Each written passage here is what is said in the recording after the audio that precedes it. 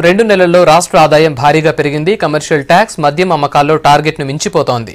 దీంతో సంక్షేమ కార్యక్రమాల అమలుకు ఎలాంటి ఇబ్బంది ఉండదంటున్నారు అధికారులు. రాష్ట్రంలో ఎక్సైజ్ కమర్షియల్ ట్యాక్స్ ఇన్కమ్ భారీగా పెరిగింది.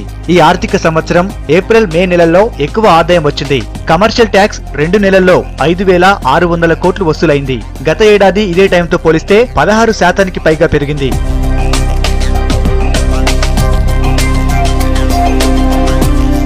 గతేడాది మద్యం అమ్మకాల టార్గెట్ ను రీచ్ అయింది ఎక్సైజ్ శాఖ. బడ్జెట్ లో 11,707 కోట్ల 4 లక్షల ఆదాయం వస్తుందని అంచనా వేసింది ప్రభుత్వం. అయితే ఊహించని రీతిలో ప్రభుత్వ ఖజానాకు 12,196 కోట్ల 63 లక్షల ఆదాయం వచ్చింది. 2014-15 ఆర్థిక సంవత్సరంతో పోలిస్తే 16.74% రెవెన్యూ రాబడి పెరిగింది.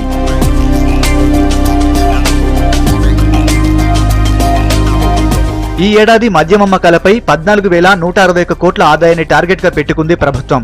అయితే 2 నెలల్లో ఎక్సైజ్ ఇన్కమ్ 2,391 కోట్లు వచ్చింది. గతేడాదితో పోలిస్తే 30% పెరిగిందంటున్నారు ఎక్సైజ్ శాఖ అధికారులు. మద్యం అమ్మకాలు భారీగా పెరగడంతో బార్ లైసెన్స్ ఫీజు పెంచే ఆలోచన చేస్తున్నారు అధికారులు. దీంతో ఆదాయం మరింత పెరగనున్నట్లు అంచనా వేస్తున్నారు. కమర్షియల్ ట్యాక్స్, ఎక్సైజ్ శాఖల ఇన్కమ్ పెరగడంతో హ్యాపీగా ఉన్నారు అధికారులు. సంక్షేమ కార్యక్రమాల అమలుకు ఎలాంటి ఇబ్బంది ఉండదని చెబుతున్నారు.